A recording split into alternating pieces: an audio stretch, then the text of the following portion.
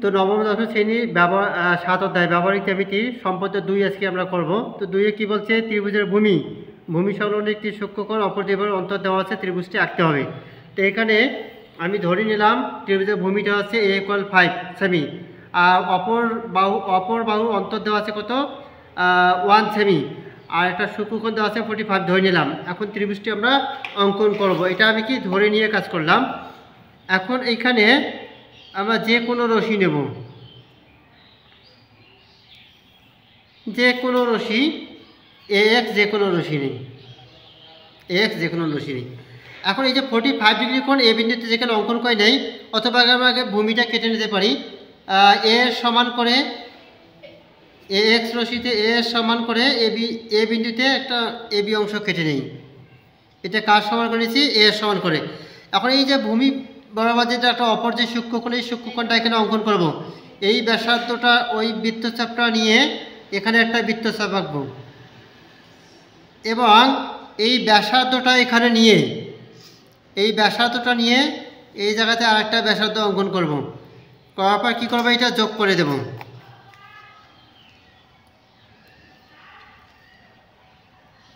এটা যোগ করে দেবো, এটার নাম দেয় Y। এটা কত ডিগ্রি, 45। এখন অপর বাহুর যে অন্তর দেওয়া আছে, এই অন্তরটা এখানে আমরা কেটে নিই। অপর বাহুর অন্তর কত 1 সেমি, তাই এখান থেকে 1 সেমিটা কেটে নেই। 1 সেমিটা এখানে কেটে নিলাম। এইটা ধরলাম C। এখন B আর Cটা যোগ করে নেব।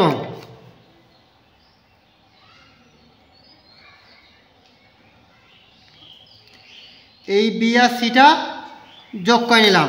নেওয়ার পর এখন এই যে ABC, এই ত্রিভুজটা বহিস্থ কোণ, এই C কোণটা, তাহলে হচ্ছে BCY, এই কোণের সমান করে এখানে আরেকটা কোণ নেব।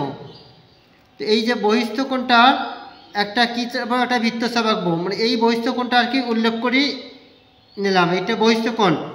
ওই বৃত্তচাপটা আমরা B বিন্দুতে বাইরের থেকে একটা বৃত্তচাপ আঁকবো, এবং এই ব্যাসার্ধ সমান করে এই ব্যাসার্ধটা নিয়ে এখানে আরেকটা ব্যাসার্ধ টানবো। এখন AY রশির দিকে এই B বিন্দুতে এটা যোগ করে নেব।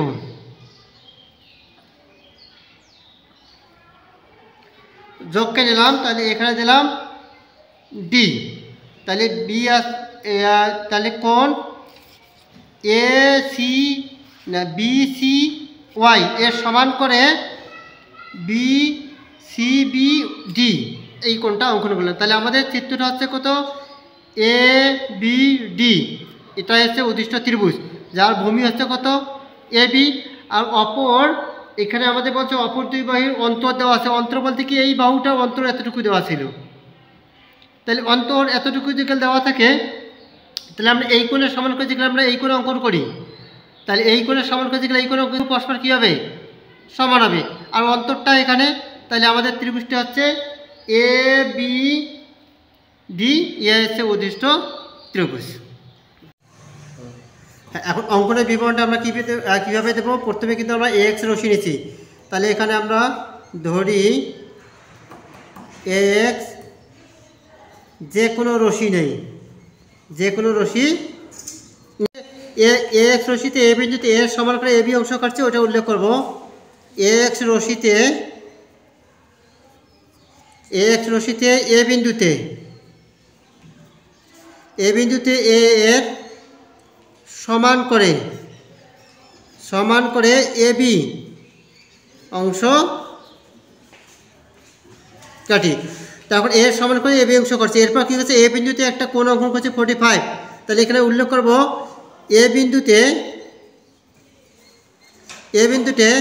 45 ডিগ্রি এর সমান করে কোণ XAY আঁকি। এই কোণটা রাখলাম। এরপর কী করছি, এই অন্তরটা D এর সমান কিন্তু AC অংশটা কাটছি। তাহলে এখন লিখতে হবে AY রশিতে কেন আমাদের এই রশিটা এটা নিছি, AY রশিতে এ বিন্দুতে D এর সমান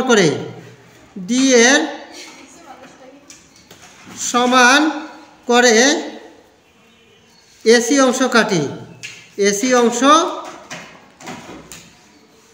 কাটি। এখানে AC অংশ কেটে নিলাম। এখন এই যে বহিস্থ কোণের সমানকারী এই কোণটা অঙ্কন করছি, তাহলে এইটা কোণ কি ওয়াই সি বি, তাহলে এখানে লিখবো কোণ ওয়াই সি বি এর সমান করে সিবিডি আঁকছি, তাহলে কোণ সিবিডি আঁকি। তাহলে অতএব ত্রিভুজ এ বি ডি এই উদ্দিষ্ট ত্রিভুজ